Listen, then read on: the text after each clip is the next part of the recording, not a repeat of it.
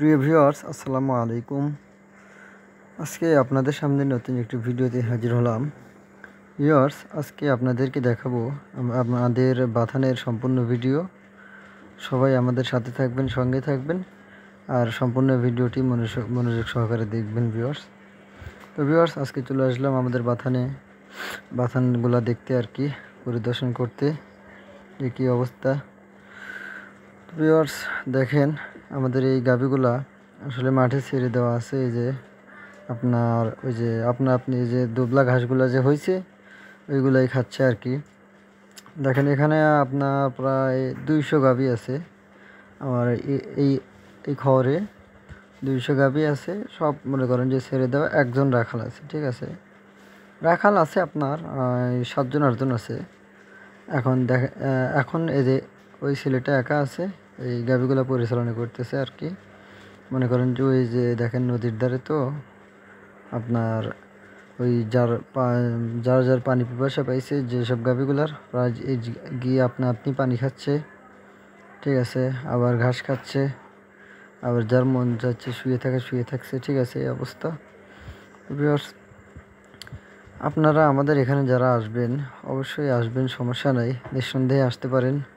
আপনারা আমাদের এখানে এসে যদি গাব গরু নিতে পারেন, আর যদি বাচ্চা দেওয়া গাভী নেন, তাহলে আমাদের এখানে যদি আপনারা থাকতে চান, হ্যাঁ থাকতে পারবেন।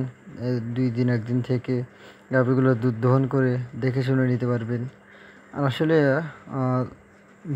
ভাই বলি আর কাকা বলি, যেটাই বলি, আপনারা যেহেতু টাকার জিনিস নেবেন, ঠিক আছে, অবশ্যই আপনারা এখানে এসে জাস্টিফাই করে নেবেন।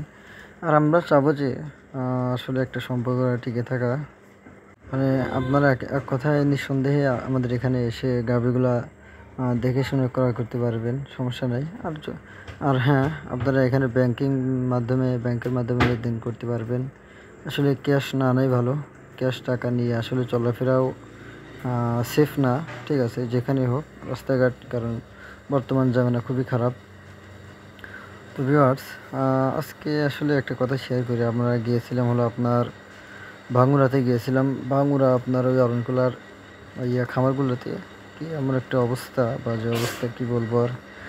ওদিকে আসলে বদনাম করা লাগে না, কি অবস্থা ভাই, সেটা আর বলে লাভ নেই, না বলে পারতেছি না।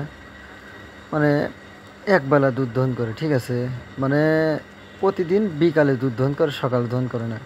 মানে ওদিকে দেখা যায় যে আপনার ইউটিউবার বেশি, সবসময় পার্টি, মানে লোকের মেল লেগে আছে।